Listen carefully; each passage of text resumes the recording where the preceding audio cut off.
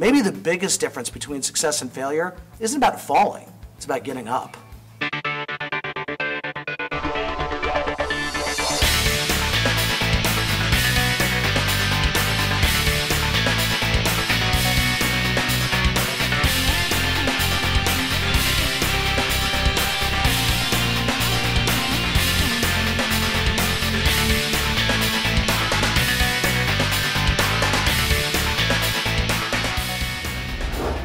Throughout my entire career, I've been tagged as a motivator.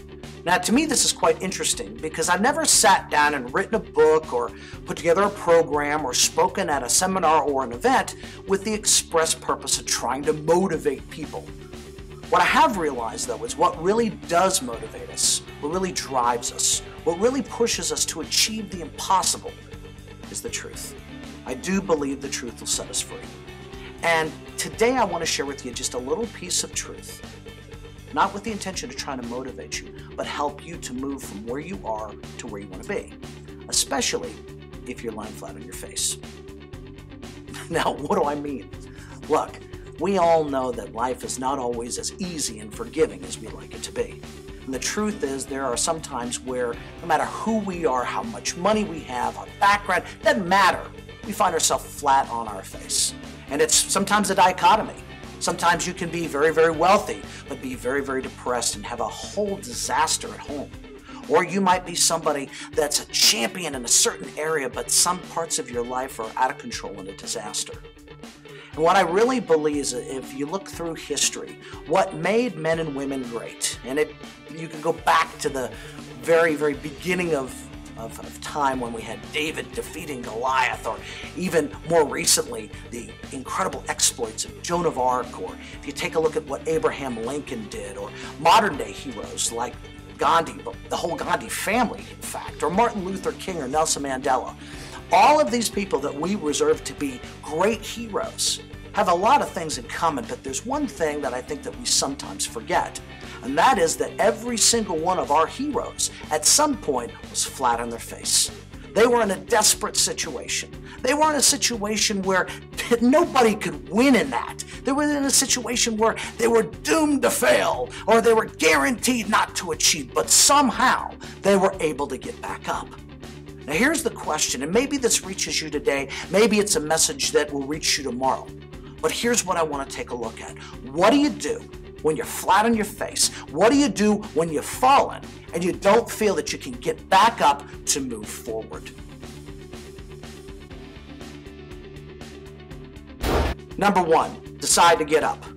Yeah, I know, that sounds like some vague motivational mumble, but here's the reality. When you're in a situation where you want to quit, when you want to give up, or you are flat on your face and you cannot get up, the bottom line is you have got to muster up some strength, some reason, something that will drive you forward to get up.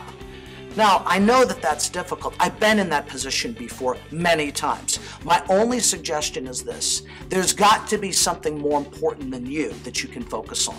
Whether it's your spouse, your children, whether it's you actually being able to achieve something greater than you. No matter what it is, you've got to cling on to something. And when you cling on to that, that'll help to pull you up. I'm telling you, don't try to move forward. Don't try to overcome failure until you've made a decision that you're going to get up. And it's you consciously processing the fact that I am choosing to get up. And again, maybe it's not for you. Maybe it's for something bigger than you. Regardless of your reason, until you make that decision, you're not going to go anywhere.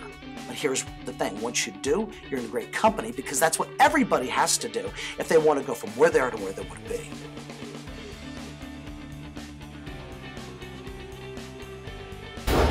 Number two, figure out why. I think sometimes when we actually do get up from a difficult situation, we want to run away from that situation so fast we forget to take a moment of pause to ask ourselves and figure out the most important question of all. Why did you get in that situation in the first place? Now look, if you've got a situation that you're recovering from, if you stand up and you've made that decision, don't run away just yet. Take a moment of pause and figure out how did you get in that situation in the first place? I think that sometimes we want to get so far away from our failure that we forget to take a moment and figure out why we got there in the first place. Look, here's the bottom line. and this is not going to be motivational, but it might actually set you free. Most of the time when we fail, it's something that we did wrong or failed to do right. Ultimately, it really does come down to being our fault. Now, before you go into depression about me accusing you of being at fault, think about this. Once you admit you're at fault, once you understand why something happened, now you can take that reality and you can change that in the future. What doesn't help you is running away from a failure, not understanding why, only to repeat that again. So figure out why you got in that situation in the first place. And if it was just a perfect storm of crazy events, fine. Brush it off, learn from that, and go forward. Number 3, retry using a different approach or behavior. Look, when you fail in something, the idea is to move forward from that, not to say, well, I'm not going to go in that particular area ever again. I've met so many people that have started businesses and their first business failed and they say, well, I don't want to start another business. Well, okay, well, just because one failed doesn't mean you can't have incredible success in another. The same applies in anything, whether it's relationships, whether it's something in your career, whether it's something physical or mental or whatever area it is of your life.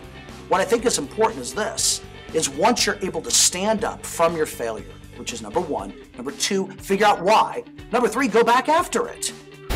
Number 3, retry using a modified behavioral approach. Look, here's something that I think is really important. When we try to experience something in life and fail, if we do get back up, and we do understand why, too often we then run away from the failure. Now, hold on just a second. I think that oftentimes what we realize is if we move away from our failure, we give up something that was important to us. For example, maybe you got into a relationship and it didn't work out. So now you've decided that I don't like men, I don't like women, I'm not going to get married again. Come on. Think about that for just a second. And this applies to any area of life, whether it's something that you're doing in a business or something personal or whether it's relational, it might be spiritual. The bottom line is this, is that getting up from failure is not just getting up and going away from what we want to achieve in the beginning. I think getting up from failure also is getting up from what we tried to do, figuring out why, and trying to do it again. Look, there's so much opportunity out there for you if you can learn to do these 3 things. Because we're all going to fail if we're going to try. But then that brings up another problem, doesn't it? So often when we fail, we become afraid to try again. And I can promise you this, if you can take these 3 simple steps to heart, you can achieve probably more than you've ever achieved before because now you're going to become the master of the recovery. Now, you might say, well, John, those 3 things I've heard before. I'm sure you have. Lots of motivational people will tell you those things, but the difference here is this. They won't drive you to implement them. What I want to do is challenge you to take those 3 things and apply them to every single failure, every single shortcoming, every single difficulty that you're having now or have had.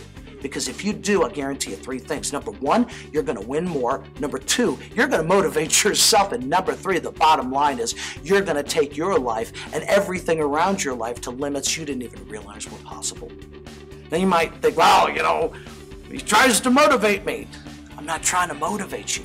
I'm trying to give you truth that I know will set you free. So I hope our time this week has been beneficial and encouraging in some way. If this message has blessed you or has inspired you in some way, give me some ideas on how you think you can move forward. Not only would I want you to try to implement those, but also share this video with a friend.